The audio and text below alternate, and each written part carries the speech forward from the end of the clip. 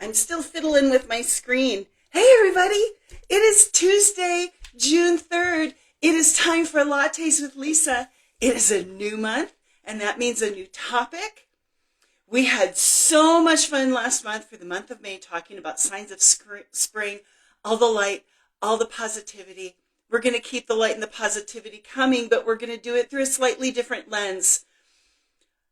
June is Men's Mental Health Month, and I'm going to talk about generational trauma all month long. So this is your warning.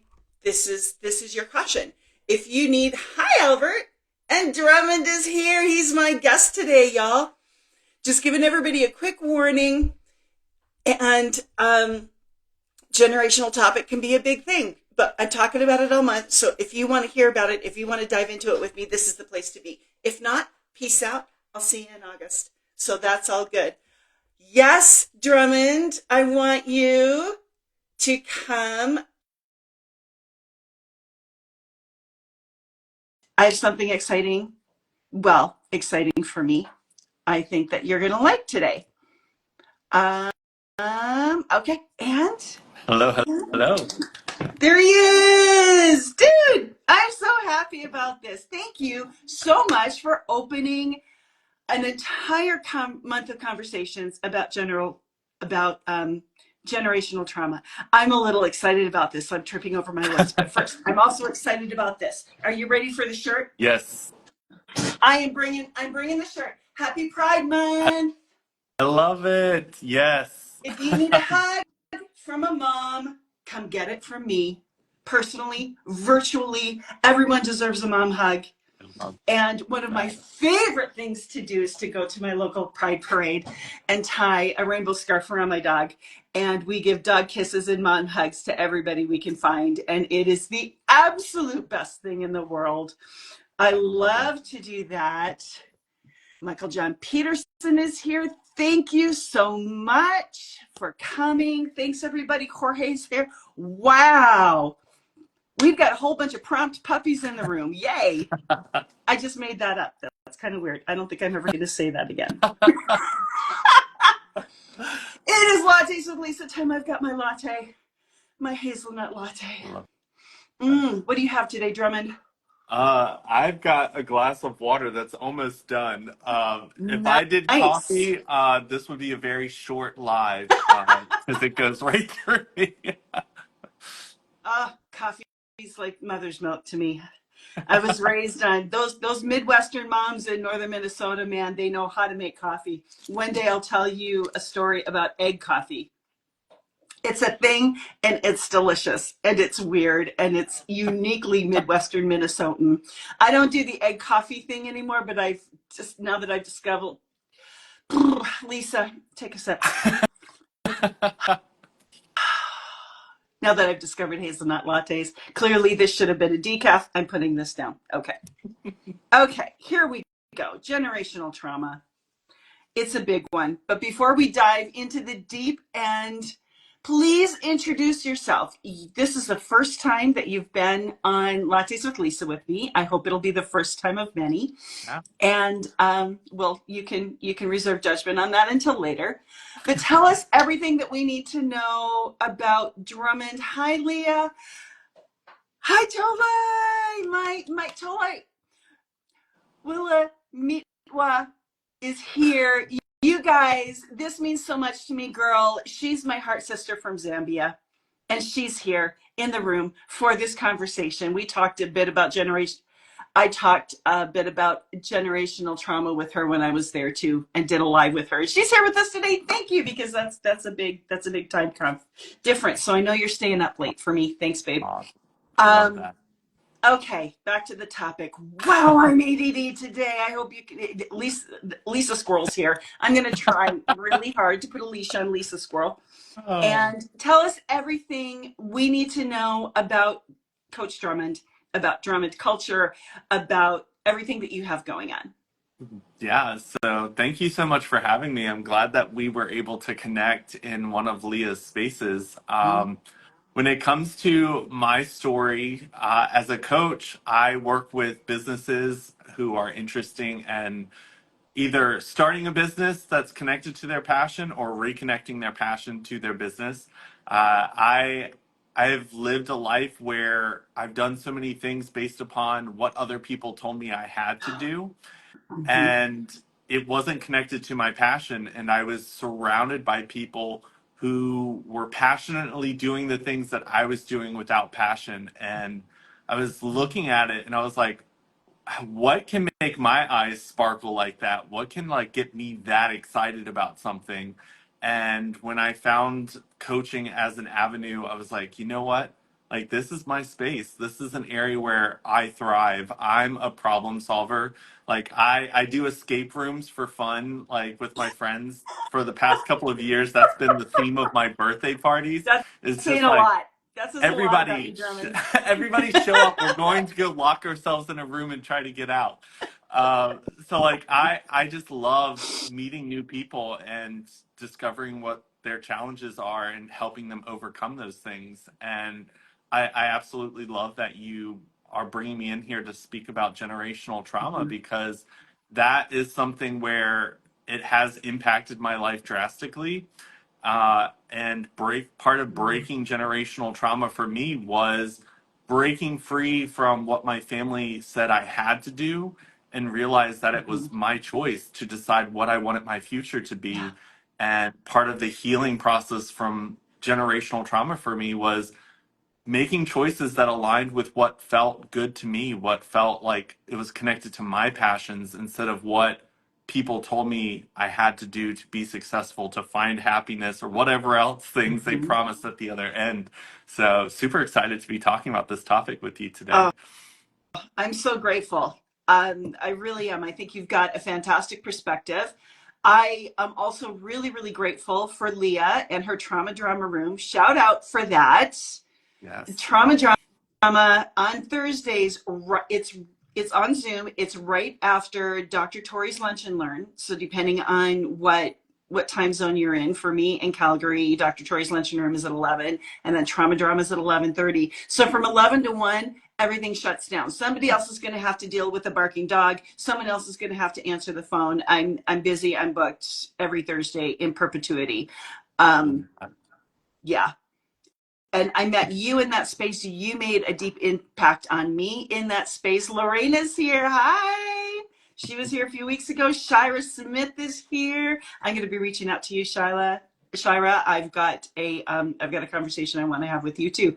So yeah, trauma drama was huge. I came to the group with a struggle that I was having. You made a huge impact on me and helped me navigate that, and I was able to successfully navigate into, through, and out of that particular moment, that particular interaction. And forever grateful to you and to Lorena for that, because you really were the two that spoke into that for me. And you helped me navigate through the moment. Lorena gave me writing prompts that helped me navigate through my emotions after that, and get myself regulated again. And it was a game changer. Guys, if you want those kinds of interactions, come to Leah's Trauma Drama Room. Yeah. Absolutely. So that was a quick commercial about Trauma Drama, where we met. I love it. I love sharing with everybody the good things I found in the phenomenal people that I've encountered, and you are one of them. So it was really, really important for me to get you on and open up this conversation of generational trauma. It feels self-explanatory.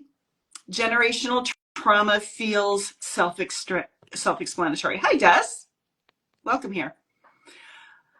It feels like generational trauma is bad things happen to our grandparents, so they did bad things to our parents, so bad things happened to them, so they did bad things to us. Maybe unwilling, maybe they were unwilling or unable to do anything else differently, but the outcome is the same, right? But I feel like it's more complex and nuanced than that. Is it? Can you speak to that? Yeah, when it comes to generational trauma, I think that we can go through trauma and say, I would never do that to someone else, and then Mhm. unknowingly do exactly that to the next generation below us, because we haven't gone out and found the tools Yeah. to heal our trauma. And sometimes it looks a little different. Like we can sit there and say, this is what my mother did to me, and I will not do that to my children. But Mhm. unknowingly, without the right tools to kind of see what healthy looks like, trauma can show up in a very different way, but still be passed down. And I think that that was something that, looking at my family journey, because I've chosen the path of healing and going to therapy and paying for coaches to kind of navigate through lots of things, I was kind of able to look at my own family, because now my sister has a child. So we've got multiple generations that I can kind of look at and see how it looks a little different each time. It may not be intentional. It's not going to be the exact same trauma passed down. It's modified and shifted in a way where you don't see it as clearly as trauma being passed down. And then, of course, you Mhm. get the generation coming up, growing up to where they have language to share the trauma that's been created. But by that time, it's there. And then it's the journey of healing and choosing to accept, okay, unintentionally, I might Yeah. have passed something down. Um, and the choice to heal is a choice that everyone has to make on their own. It's not something Yeah. the youngest in the generation can say, I'm healing, and it just heals the whole family line. It requires the Mhm. next person to choose, I want to heal. And then the next person, I also want to heal. And it kind of Yes. passes down that way. Yes. How important is acknowledgement in this process of healing and forgiveness? And let me frame why I'm asking this question. So my youngest daughter and I were having a long conversation one night. Pour the tea, brew the tea, sit up late and talk, and that's where all the deep heart stuff comes up. Yeah. And we had a moment where she felt safe enough that she said, Mom, I have aces too, and a couple of those are from you. Um, that can be Just hard. because just because I did things differently from my mother does not mean I was able or had the language or had the ability or had the knowledge to engage in trauma-free parenting. Yeah. And I had to take that on. I had to take that. I had to accept it. I had to I had to thank her for that. And it broke my heart. Yeah. And there were some tears, and then she felt bad about saying it. I said, no, listen, this is really, really important. I need you to hear me acknowledging this, because my mother never acknowledged that for me. And a piece of her step is me acknowledging, I acknowledge it, I get it. That was she understands too. She gives me lots of grace, and she has all the forgiveness in the world for me. So does my other daughter. That was pre-healing, when I leaned hard into my healing, when I did 6 months of neurofeedback that changed my brain and literally turned me into a different person. So they understand the nuances of that, but I don't want them to miss out on a layer of healing that they could achieve with, if my acknowledgement is what they need to get there. Do you know what I mean? Yeah. And I think that that's part of like the journey when it comes to having those types of conversations, is being able to speak to someone who can acknowledge it and say, like, I'm not perfect. We all unintentionally walk through life and may cause damage in ways that we're unaware of. And I think part of the journey of navigating trauma is realizing that we're not saying you're all bad. Like, we're not saying Yes. you caused trauma, so you're a horrible person. We're saying in your journey of navigating your own trauma, you also passed some down to us. Mm-hmm. You created some for us. Mm-hmm. And it's part of that journey of allowing space to have those discussions and allowing someone who can give you that perspective to kind of see, oh, that's how my trauma translated to you. That's that's something that I can now be aware of, because sometimes we are unaware. We've got blinders to our own creation of trauma and people around us. Yeah. And in my journey, I've learned to, instead of getting defensive when someone says something you've done has impacted me in a negative way, I become curious and I accept the reality that they're sharing because it is their lived experience. I don't get to say, you're wrong, I didn't hurt you. That Mhm. just because it wasn't my intention doesn't mean it didn't hurt someone. Oh, cheers to that. Cheers to that. And that's a whole other layer of healing. That's a whole other plateau of healing when you can get to that place where you can become curious and have an open space to hold that open space and say, is there anything more that you want to tell me about that?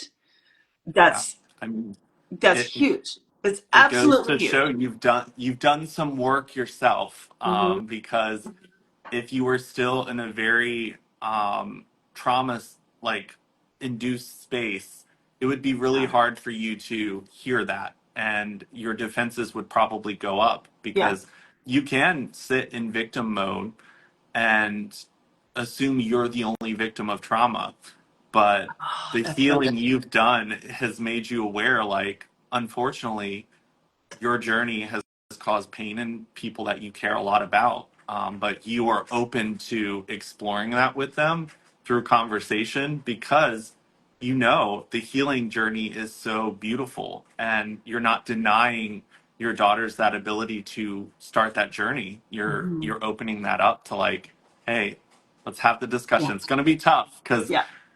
the things I'm hearing I didn't want to hear. I don't want to know that I hurt you, but that's part of the healing. That is part of the healing. And it's part of my healing net too, to be able to access that level of, I don't want to hear it because it hurts, but I do want to hear it. Yeah. I do want to hear it because I want to give you a safe space to express it. And I have so much respect for my daughter for even having that conversation with me, for having the courage, because the level of courage that it took for her to go there with me, because she remembers the old me before healing me when I was still reacting out of trauma responses, left, right, and center, and not even having language and not even understanding what any of that was. The response that she would normally have gotten would have been, you think this is bad? Honey, let me tell you about trauma. Let me tell you, you have no idea. Let me Yeah. tell you how I grew up. Let me tell you how my mom used to shove me up against the wall and put bruises on my arm and put, you think this is bad? Yeah. Which just added, which puts me solidly into victim mode, right? My trauma is worse than yours. I win. Conversation Yeah. over. It shuts everything down and it's not healthy. I didn't even realize what I was doing when I was doing it, but I did that. I Yeah. did that. I did that to my kids. And I suppressed them, I squashed them, and I made it about me and my victimhood and my trauma, and which is really just kind of a rewashed and recycled version of a, you want to cry, I'll give you something to cry about.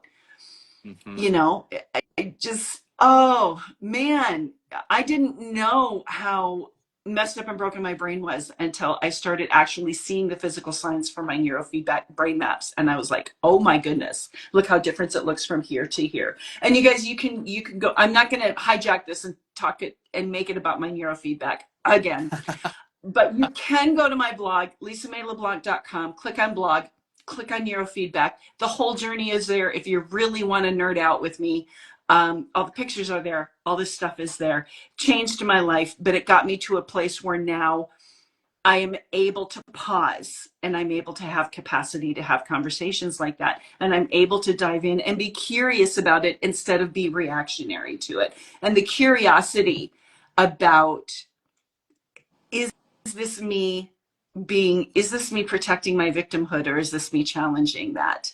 Let's dive into a little bit about what victim mentality looks like, because I think maybe that's a little bit nuanced too.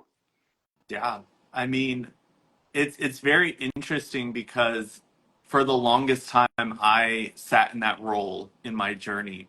It was really easy to kind of be the victim of everything that had happened to me in my life. And when you play the victim, it would be very easy to dismiss that you also have trauma. the people who have caused the trauma in your life also are experiencing trauma. Just because you have it doesn't say that other people can't. Like I said earlier, not Mhm. everyone's victim or bad guy. Like we're all kind of playing a role of all of them. And Mhm. when I shifted out of victim mode, there were so many realizations that I was having because my people pleasing came from my victim mentality. Like I built all my relationships around the fact that I needed to please people to keep them around, but it was a form of me playing victim to keep them around. And when I Mhm. shifted out of victim mode, that's when I was able to kind of start realizing that and starting the journey of healing myself and saying, "Oh wow, there's a lot of healing." It's almost like you've got blinders on when you're in that space, and then when you pull them off, you start to see your triggers as signs of here's another place that needs some healing. Here's another place here. Mhm. And when I took the title of victim off of myself, then I could be the healer of my traumas. Yes, I didn't inflict them upon myself, but Yes. I was waiting for someone to come and heal them for me. And because I was victim, when people didn't do that, I just continued to be the victim of that person and the next person. Whether it's you don't understand me, I'm a victim, or you're the one who caused this, Mhm. I'm the victim. It became I'm not a victim. I There was trauma in my past. I will not deny that. That will be a part of my story Yeah. moving forward no matter what. But now I'm the hero that gets to say, "Hey, I was triggered by that. Why? Let's explore that. Let's go a little Mhm. bit deeper." And it became a journey of self-healing, and I had to lose that victim mentality before I could move forward with that. That is, oh, there's so much to unpack there. That is so great. The victim mentality tells us that we have to wait for someone else to rescue us. We have to wait for someone else to fix us, someone else to come and understand us and explain us to ourselves. But the curiosity is it is for me, it sounds like the curiosity is the key there. And I think that has been true for me too, of what if? What if I don't have to wait for someone to show up? What if I don't have to wait for a rescuer? What if I don't have to wait for someone to understand me before I can understand myself? What if I can have sit in this space and have compassion and curiosity for myself, and the kind of awareness and awakening that that happens is the thing that can start you on a healing journey. Yeah. And when you start to explore yourself, then you can start to ask questions about when have I ever caused pain for other people? Why and Mm. how did that happen? And then you start to kind of see the people who caused you pain as people who might have trauma that's living in them. Because that was a really big thing for me. It was like, how could anyone be horrible to another person? And I was Mhm. like, well, one of my friends said that I was horrible to them, but I wasn't horrible to them. And I'm like, oh, I was in a trauma space and I was like lashing out because I'm so thankful to the friends who've called me out for things because I Yeah. could be sitting with a friend and be like, I have no friends. Like my life is so empty. Like life is so worthless. And they're like, hello. I'm sitting here right in front of you. Like no friends is not on the table right now. I'm here with you. And when they called me out and said, like, it really hurts when you say, like, I have no friends when I'm sitting here showing Mhm. up for you. And it was because in that moment, I was in a trauma and I wasn't able to see that I was causing pain by saying the things that Mhm. were in my head. Yeah. So when I start to kind of see that and analyze that, I'm like, okay, my grandparents were just humans trying to figure out life. They did things as adults that traumatized my parents. My parents navigate the world as adults, trying to figure out how to be parents and adults. they did things that traumatized me. And now getting to see like my sister, who's closer to my age, navigate being a parent with my nephew, I'm sitting here watching, wow, okay. So this is what it looks like trying to navigate as an adult and be a parent. You kind of get that opportunity to see what it's like because we look up and we're like, our parents should have been perfect. They're supposed to know better. They're adults. And then Yeah. when you get to that age, you're like, wow, life doesn't give you the answers. You have to like try, Mm, fail, cause trauma, all that fun stuff. yeah. And still, sometimes you don't have the answers and you just hope you didn't cause horrible trauma along the way. Yeah. Oh boy, that's so true. I thought all the adults had the answers. And I thought they were keeping them from me just because, just because they were being an adult was a super secret club that you got to join when you were 18, and then all knowledge would just all understanding, all the answers to all the questions would just automatically download. Yeah, no. Does not happen that way. But curiosity and compassion for yourself first is a huge, huge key. Yeah. And And that was something I believe that I was deliberately indoctrinated against.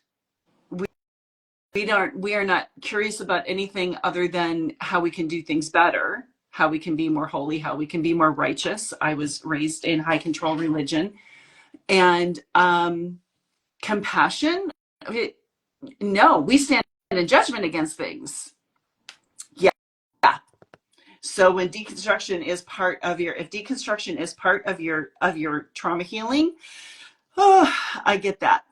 I get that. We're going to talk a little bit. I'm jumping ahead. We're going to talk about that a little bit more in August.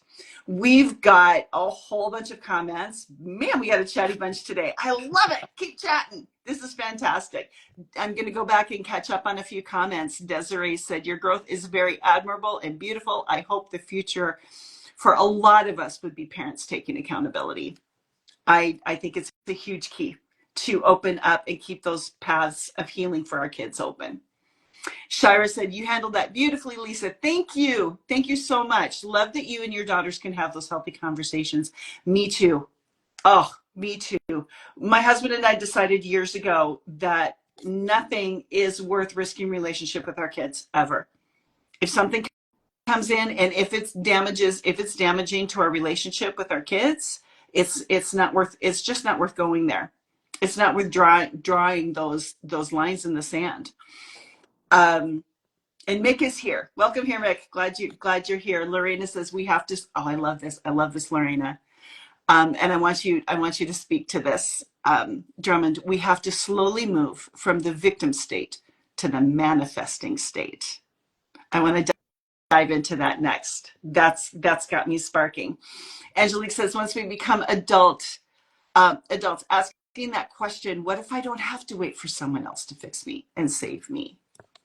Yeah. And they should know better. They're adults. Oh boy, oh boy. Little did we know, right? We are making it up as we go along. And I will be making it up as I go along until my very last day. Yeah.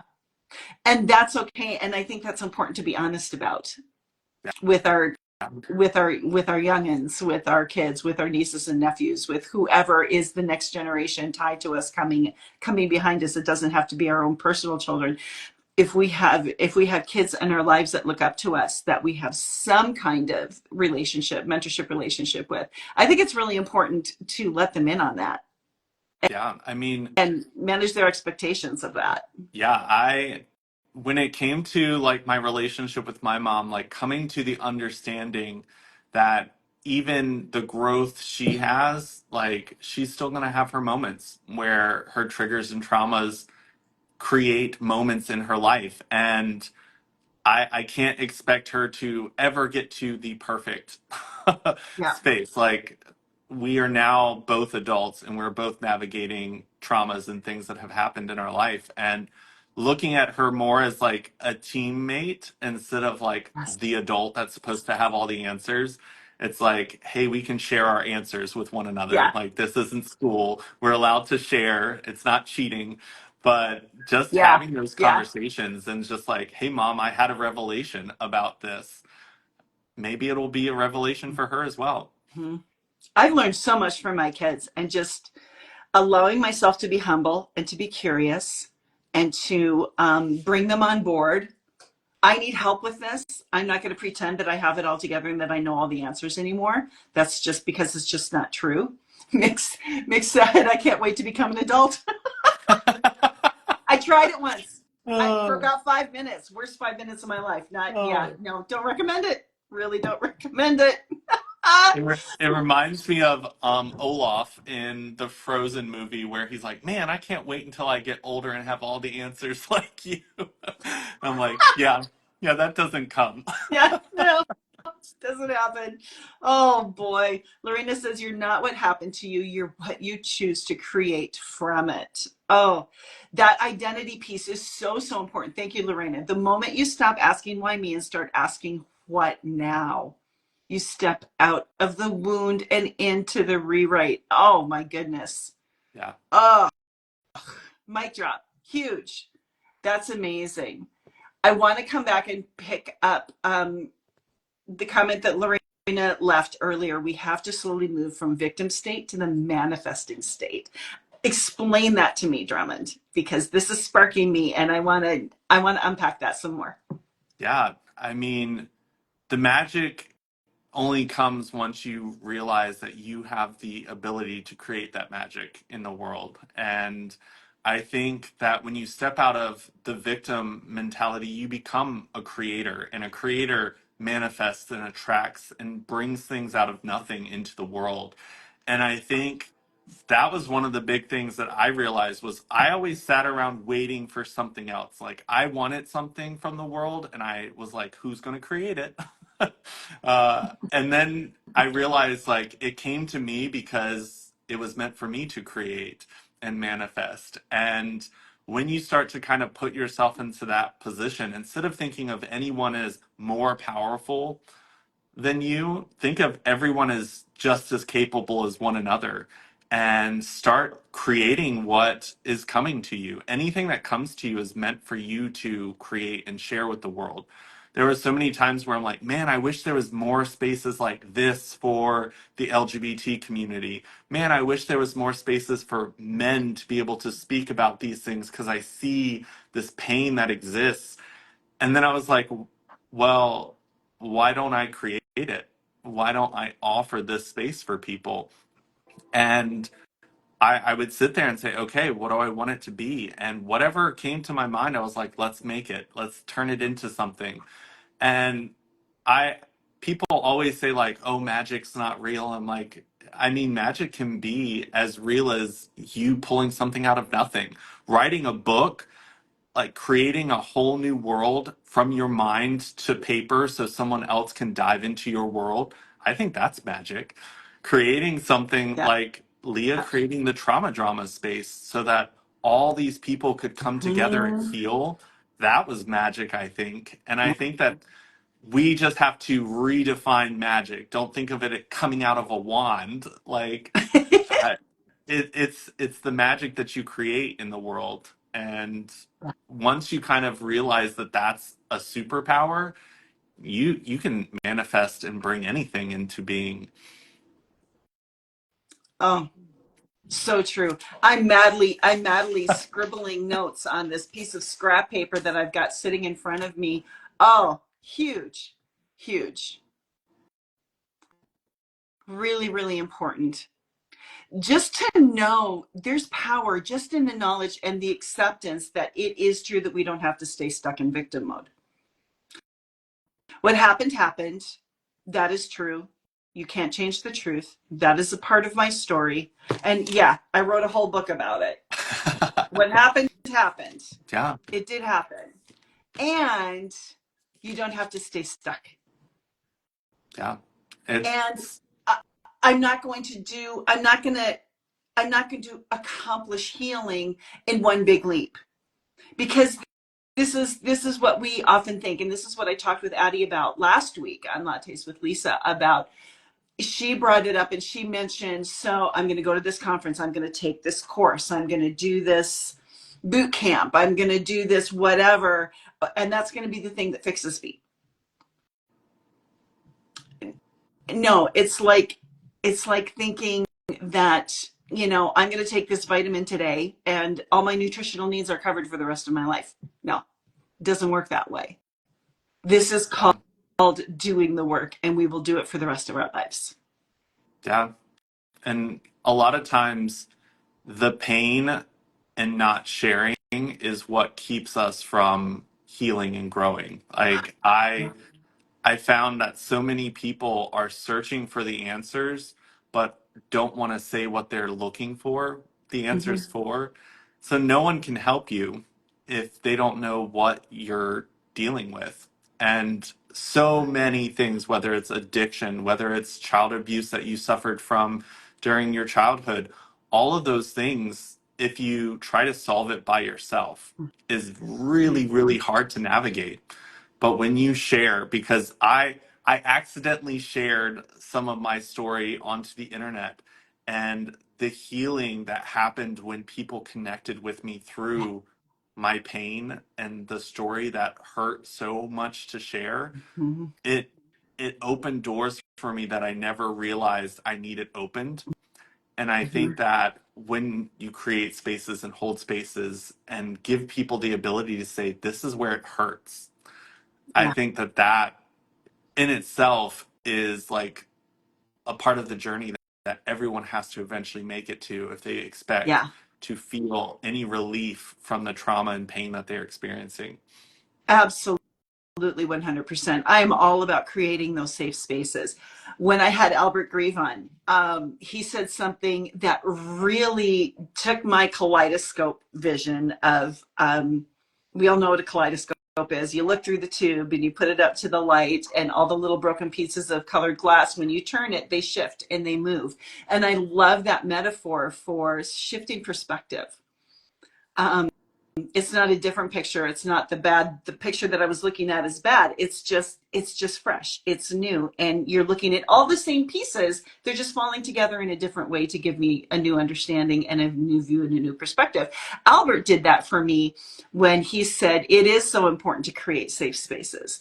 But it's equally important to make sure that safe place isn't the place that you say, okay, good, now I'm safe, and now I can just stay here in my little safe bubble and I don't have to do anything else.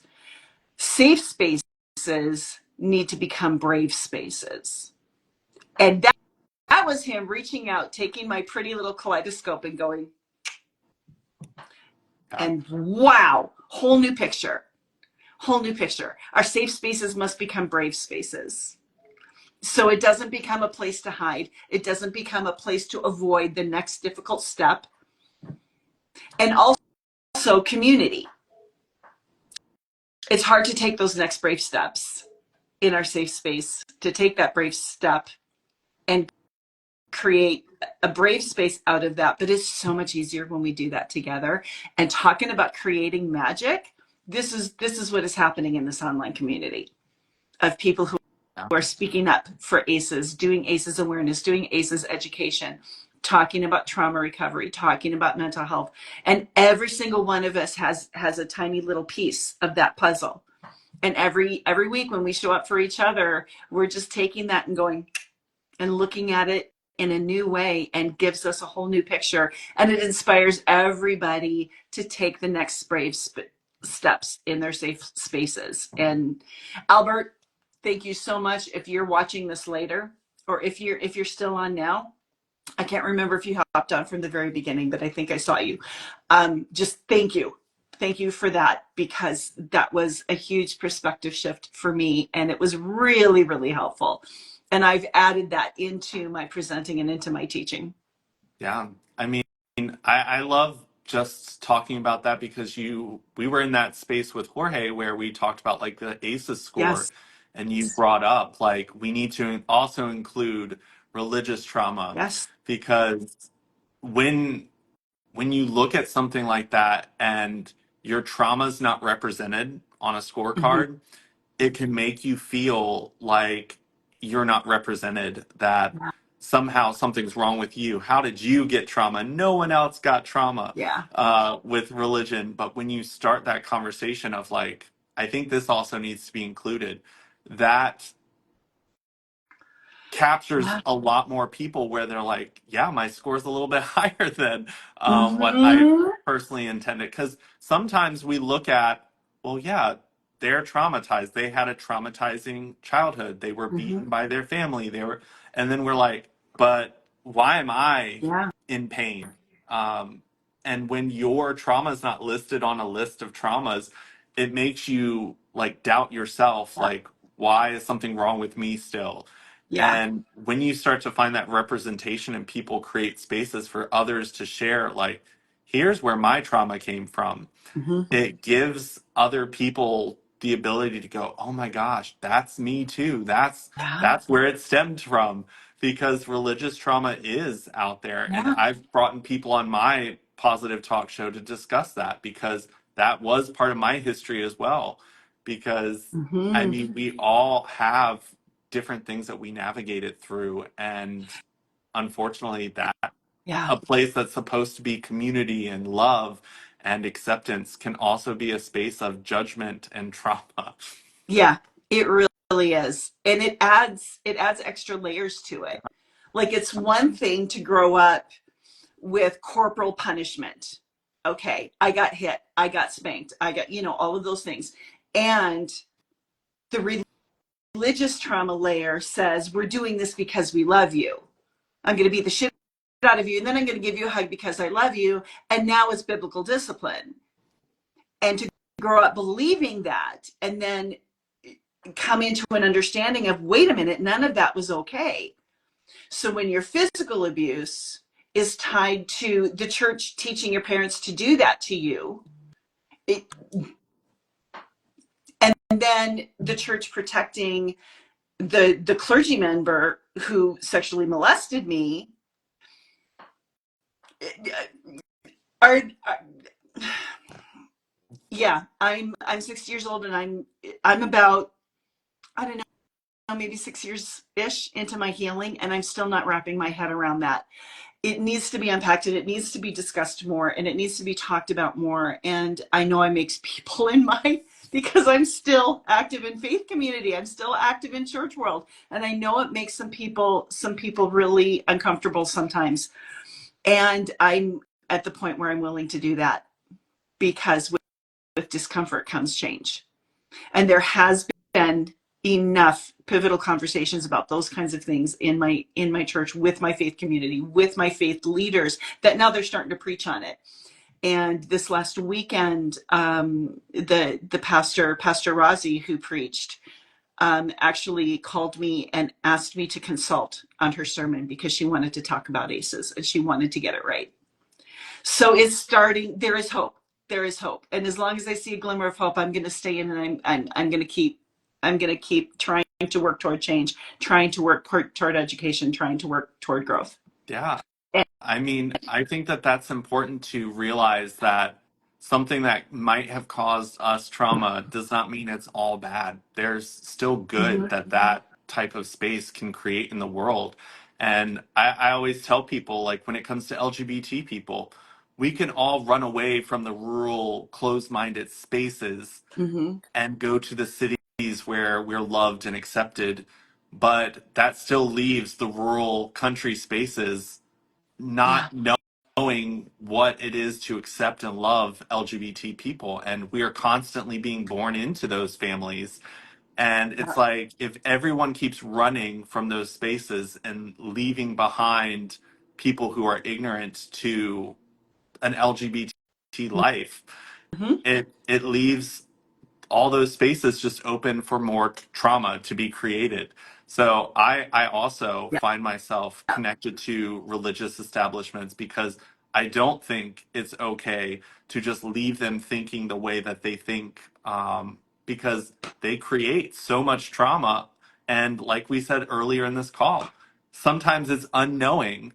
yeah, It can be with the biggest heart in the world, that they think that they're doing yeah, something good, and they're destroying people's like lives. So I think it's important for us to have those hard conversations yeah, and keep trying, because some ears aren't ready to hear that they've mhm, caused trauma. But being a strong person that can stand in a space like that and say, hey, can we have some conversations that will make this religious space, this Yeah. religious community, a safer space for future Yeah. generations? I think that that's brave and it's so needed. That, that's just it. Because I'm telling you, from a faith perspective, you just, ugh, I'm so excited. I have too many sentences and they're all fighting for which one I get to say first. Settle down. Settle down. It's all good. If we all leave those places where we're not comfortable, who's left to make a difference? Who's left to make a difference? Because, like you said, there are kids growing up in these small rural communities, and if they don't have someone like you in their community that they can watch, that they can learn from, that they know is a safe place for them, how are and we're just abandoning them to a community who has no one left to influence their mindset. That doesn't get us anywhere. This is the argument that I had with with God. My brain. I'm taking a sip. Uh, Okay, note to self: Lisa, start drinking decaf lattes. Okay, put them aside. I had had enough. I'd had enough with the whole church thing, with the whole faith thing. I was deconstructing hard. In my faith deconstruction journey, I was still at the flamethrower stage. Let's just burn this shit down and see what, if anything, is left. And I was trying to light stuff on fire that wasn't lighting on fire. I was just in that mood and in that stage. And that's a piece of it. And if that's where you are and you're listening to this and you're cheering me on and lighting my flamethrower, I get that. But there's more to this story. I took my dogs on a walk down to the river, and I walked up and down the riverbank and just yelled at God. And I threw all my worst, pick, whatever, same as curse words, because he can handle them. Most people couldn't. And he says, yeah, you can talk to me like that, but please don't talk to anyone else like that. I can take it. They probably can't. And I'm like, dude, I am done. I am done. I can't take this. I can't take this. I can't take this. Went all the way back to my childhood trauma. All of the reasons why faith world is a horrible, horrible place. And I'm so done with it. And I'm going to a church that my kids don't feel safe in. And I don't know how I feel about that. And just, and he just listened, and I just felt it so clearly. And I know how this sounds, but it's true. I felt it so clearly in my spirit. You're not wrong. And if you leave, who's left to change anything? Because everything you want to change, I want to change too. yeah. And I think it's important to know, like, when I go into church spaces, like, I do everything in my, like, I do everything I can to make sure that I am not an explosive going into that space. I know that me being part of the LGBT community means that I'm walking into a space where a lot of people don't understand me. Mm-hmm. And going into that space, I have to go in with the mindset of a lot of these people don't know what I know. And they won't hear me if I become a ticking time bomb. So, kind of what you were saying, like, Yeah. God can handle what I'm saying, Yeah. some people can't. Yeah. I ask every time when I go into spaces, I'm like, am I settled enough to show up in this space with love for these people who may not have love and acceptance to give to me? Yep. And I ask myself, like, do I have enough love to show up in there and give it to the people who don't have an ounce of it for me? And I always ground myself in, I'm doing it for that one queer kid that might need them to have a seed planted Yep. so that when they come in contact with them, that they could at least have some understanding or an ounce of love to give to that queer kid that might not get the opportunity Mm-hmm. to hear love from my lips, from another queer accepting individual. And I'm like, okay, Yes. I can go in there and do that. Yep. And it's going in knowing that it will probably be heavy. I will probably need to schedule a therapy session afterwards, maybe go to a game night with friends, something Yeah. to unpack the weight of that moment that I'm Yeah. going to take on my shoulders. Yeah. But it is in that journey of, okay, if it creates some type of healing, it's worth it. Yeah. But it's definitely not for the faint of heart, and it's not everyone's journey. You might not be at that journey, because Yep. the last thing that I would want to do is go in there with 1,000 triggers and explode and create more reason for them to show Mm, this is why whatever they think about queer people is true. I mm-hmm. want it to go in those spaces and say, okay, let's start some healing. Let's open some eyes and plant some seeds. Maybe someone else will be the soil, someone else will be the sun and the water, but I Yes, will put a seed exactly. there in hopes that something will grow later. Oh, beautiful. Beautiful perspective. Absolutely. I'm going to pick up some more comments. We got a chatty bunch. Man, I like that. Michael John says, yes, magic is everywhere. Leah says, this community is full of magical people. Yes, we are. And Angelique said, the life vitamin. Yeah. Yeah. Wouldn't it be nice if we could just pop a life vitamin and fix everything? Yep. Yep. Yep. Yep. Lorena says, when we share our story, we release its grip. Oh, that is so true. I found that when I was writing my book. I would hit a spot. It took me 2 years to write. It's not a big book, but it took me 2 years to do it, because I would write like crazy for a month and then have to take 3 months off to process and go back to therapy and do some more healing. Yeah. I But little by little, my story released its grip on me, and I can reference it without being triggered by it. And yeah, that's I what was gonna healing say, looks like. one of the things that you talked to me about on our call that we did one on one was the journey of you telling your story also meant other people's stories were being revealed in your Mm-hmm. journey. Like, I think that that's an important part to discuss, because in our own healing, part of it is like coming to terms that parts of our stories were trauma. And Mm-hmm. that means that other people's stories are also part of that telling. And that can be triggering and can be explosive for a relationship sometimes. And I think that it's important to realize that, yes, they they have the right to their own story, but you also have the right to your full story as well. So Mm-hmm. when you tell your Mm-hmm. story, don't hide the parts that you're scared to tell Yeah. because you might hurt someone's feelings or they might be upset that you've Mm-hmm. shared it. Because withholding part of your story keeps you in that space where you can't fully heal. Yeah. And I think that even when I've shared my story, it's healed some relationships that needed to be healed, but it did create some friction at first. And it had to be told, because otherwise I would still be in chains to that story. And I Mm-hmm. think it's really important for people to know, Yeah. like, your whole story. Like, some people may be the bad guy in it, Yeah. but like we said, everyone's complex beings. Like, they might be a bad guy in your story, but they're still a human with their own story to tell as well. Yes. It's also really important to me to understand and to remember that if someone is telling me their story, I'm not hearing the whole story. I'm only hearing the pieces of the story that they want to tell.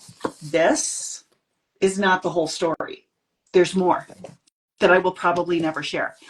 And that's okay, because my story matters, and I get to share the pieces that I want to share. I get to not share the pieces that I don't want to share. But it is so important to me to remember everyone has a story that I know nothing about. Even if they think they're telling me the whole story, I still don't know the whole story. Yeah. And when we're dealing with wounded and vulnerable people, I feel like it's very, very important to remember that, and to have curiosity and compassion. Yeah. It it changes the perspective. This speaks to what Mick dropped in the comments. Three people sitting around a table will all draw a different picture based on where they sat. Yeah.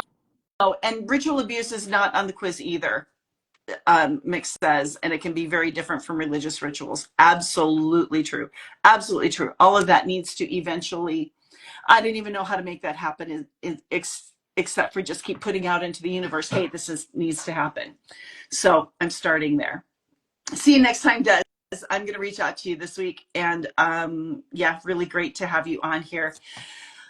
Angelique says it's pretty wild when it's said so openly and clearly. It's abuse, even if you think it's for religious reasons. Yeah, it's still abuse. Abuse is abuse is abuse. Mick had to hop off.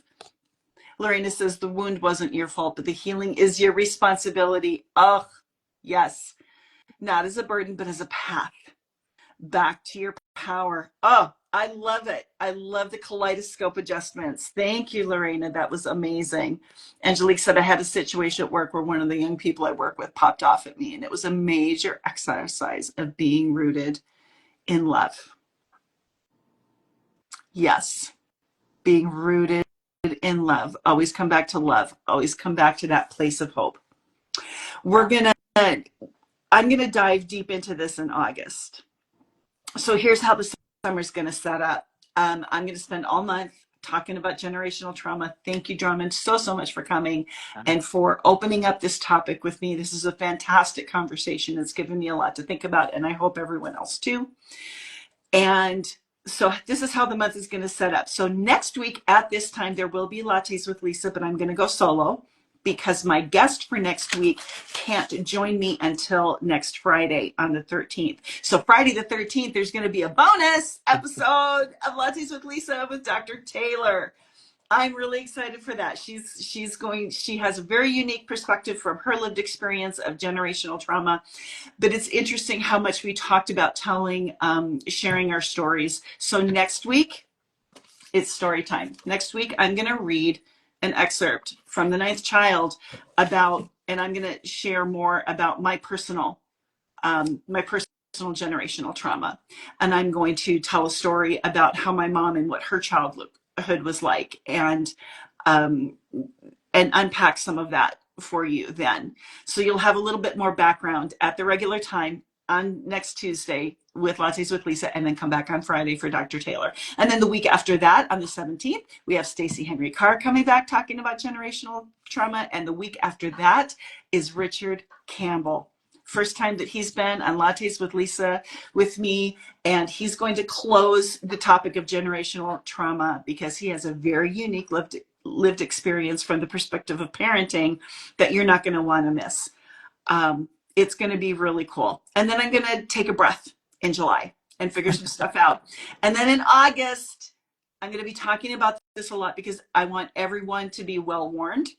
Religious stuff can be a huge trigger for people, and I want to take care of.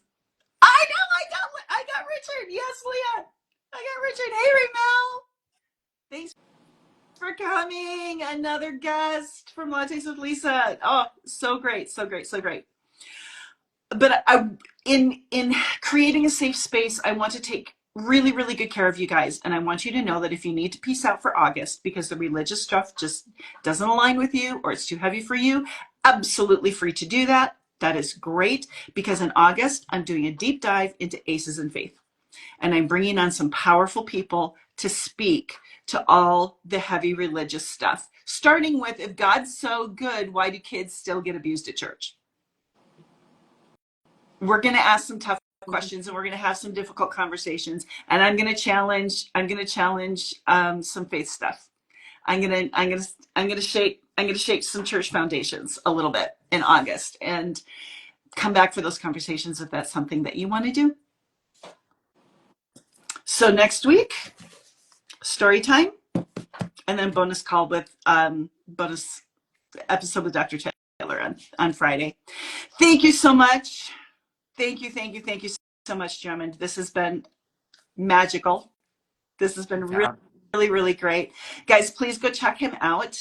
If you want to get to the next level in your business and get more aligned with passion and purpose, Drummond's the guy. He's the guy you need to talk to. So go check him out, follow him on Instagram, and DM him and ask him about all of that, because you probably do. Do you have room in your practice for some more clients? Yeah. I host a community of coaches. Right now, I'm running a fundraiser for the month of June for LGBT people. I'm raising money so that we can start providing coaching for people who may not have the means to afford coaching right now. Uh, Amazing. I've got such a beautiful community of coaches. A lot of them showed up in today's comments. And I want people to see and experience what it's like to work with someone who really does see them and cares about them. Mm-hmm. And a message that I always try to leave people with is grab hold to any hate in the world and release it back into the world as love. I'm a firm believer that when you throw hate out, it gives someone else hate to throw, and it might be thrown at someone that you are fighting so hard to protect. Yeah. So grab hold to that hate. You don't have to send it back to the person who gave it to you, but send it back out into the world as love. So you get a hate comment, go Mm-hmm. and comment something beautiful on someone else's page. If someone is just not sending out good energy, make sure that you are Yes. sending it out as good energy somewhere else. But I think that that's the most amazing message that people can learn when it comes to not creating more trauma in the world out there. Yeah. Just look at them as people who are hurting and just say, okay, you're hurting, but I'm going to send love out to other people. Yeah. Absolutely. I love that. One way I do that is through, okay, I have to stand up again. I have to stand up again. Happy, my chair is stuck on my rug. It is a struggle, but we will persevere. Happy Pride Month, I everybody. Here's a love it. free mom hug from me to you because everybody deserves a mom hug. Yeah. Coming from a queer person, like when I went to my first Pride parade and saw the moms with those shirts and giving hugs, like that's probably the most beautiful moment of any Pride parade. Yeah, So it really you is. having that shirt is absolutely beautiful, and there's so many people out in the world that need that. So thank you for being a supporter there. It is an absolute pleasure and an honor to be a fully affirming ally, truly. I'm going to close this out, but I'm going to tell you a really quick story. I went to a pride parade with my daughter and my dog, and there was this whole lineup of people, and I'm like, what is going on over there? This guy showed up with an entourage, and they were all holding up these signs and the signs were saying free Jesus hugs. This guy showed up dressed like traditional Jesus, the robe, the sandals, the long hair, the whole deal. And people were, I'm like, I got to go get me a Jesus hug. I got, Yes. I need a Jesus hug. I right now. And my daughter's like, what are you doing? I said, no, I'm going to go get me a Jesus hug. See you later. Come with me if you want. So I went and I lined up and he was hugging everybody and he turned around and I was next in line and I put my arms out and I said, Jesus. And he put his arms out and he said, Mom. I got I a Jesus love hug. it. He got a mom hug, and it was one of the most favorite moments of my entire life. It was so fun. I can't wait to go again I because love it. honestly, that's what love is supposed to look like. Yeah.